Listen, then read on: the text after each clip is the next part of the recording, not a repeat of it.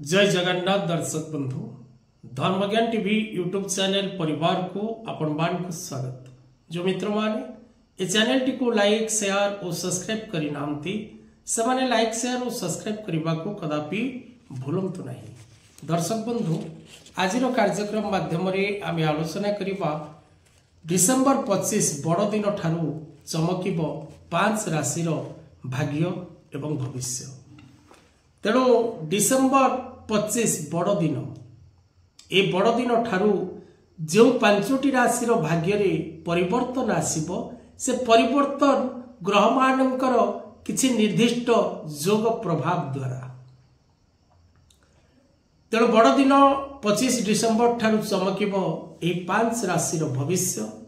25 December 2025 रिखरे दुईटी शुभ ग्रहर संयोग घटिबाकू जाउछि। ए दुईटी ग्रह संयोग प्रभाव द्वारा 5टी राशि व्यक्ति जीवन रे परिवर्तन आसीबो।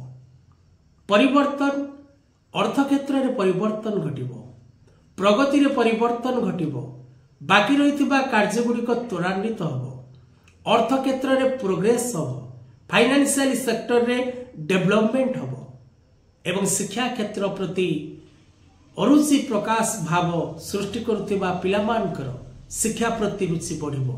शिक्षा क्षेत्र रे जदि ए समय रे आपनकर कोनसी एग्जाम अछि, कोनसी इंटरव्यू अछि, कोनसी प्रकार रो शिक्षा क्षेत्र जनित कार्य अछि तबे निश्चित भाव रे आपण पूर्ण करिबारे सफल हेबे।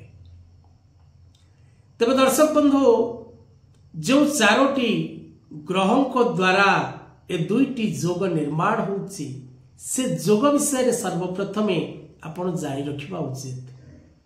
कारण दर्शक बंधु 25 डिसेंबर 2025 बुधवार दिन देवगुरु बृहस्पति एवं महाग्रह शनि ए दुईटी ग्रह जणे आउ जनक ठारू 90 डिग्री रे थिबारु केंद्र दृष्टि जोग सृष्टि करिबा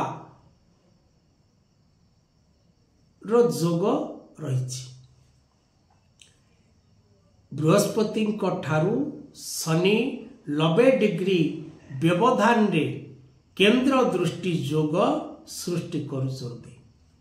तेणु ए जोगर प्रभाव व्यक्ति निश्चित भाव रे भोग करिबो।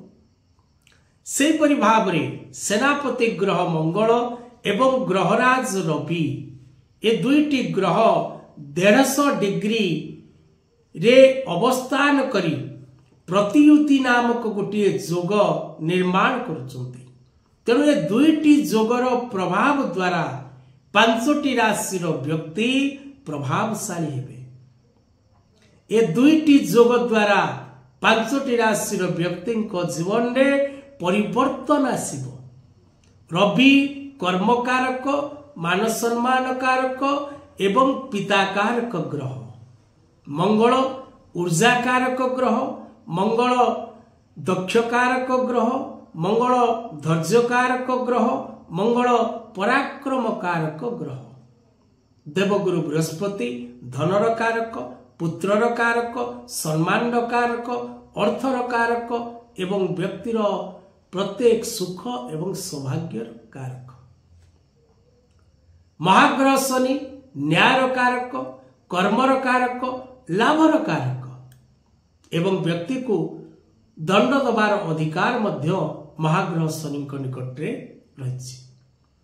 तेणु 4टी ग्रहर दुईटी शुभयोग प्रभाव रे 5टी राशि व्यक्ति जदि आपण कर्मक्षेत्र जनित कष्ट भोग करुचंती सफलता लाभ करिवे, कर्म चाहुचंती प्राप्ति करिवे, कर्मक्षेत्र रे किछि असुविधा अछि सेथिरु रक्षा पाइबे, कोर्ट कचेरी माली मकदमा जनित किछि कार्य अछि सेथिरे सफलता लाभ करिवे, शत्रु माने नतमस्तक हेबे, अर्थ प्राप्तिर जोग रहिछि, वैवाहिक दाम्पत्य जीवन रे सुख लाभ करिवे, मित्रता रे शांति मैत्री भाव वृद्धि पाइबो, शिक्षा क्षेत्र रे पूर्ण सफलता लाभ करिवे, स्वास्थ्य भल रहिबो, भूमि भवन वाहन क्रय विक्रय करने समय रहिबो।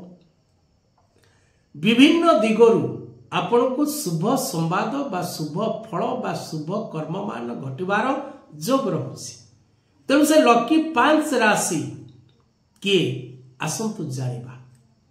प्रथम राशि दर्शक बंधु मेष, द्वितीय लकी राशि वृष, तृतीय लकी राशि कन्या, चतुर्थ लकी राशि बिच्छा, पंचम लकी राशि कुंभ।